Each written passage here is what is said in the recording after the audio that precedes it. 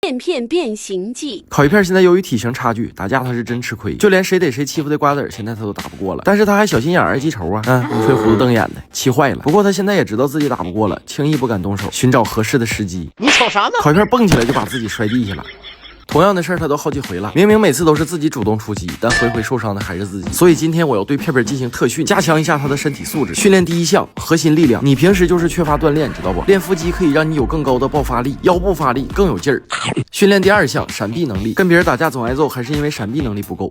打不过得学会跑，所以训练躲闪能力可以在你发现危险时候及时逃跑。训练第三项，拳脚功夫。打架的时候总拿头去撞别人，这是不对的。你不仅要学会拿手进攻，而且还要兼顾防守，并且趁敌人不注意的时候迅速发起反击。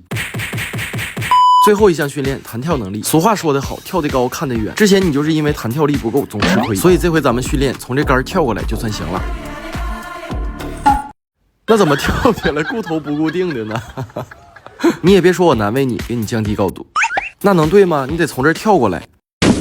唉，行了，差不多今天就训练到这儿吧。来，烤鱼片，向我们展示一下你的训练成果。瞧好吧，你就。不过说真的，烤鱼片训练完之后还挺有进步的，他竟然学会拉扯了。小占优势之后就赶紧拉开距离，等待下一次的进攻。即使被瓜子抓到了也无所谓，先拉开，观察敌人的破绽，这叫啥？智慧。哎，你别回头啊！稳住，别着急。刚才老爷咋教你的？咋教你的？全忘了。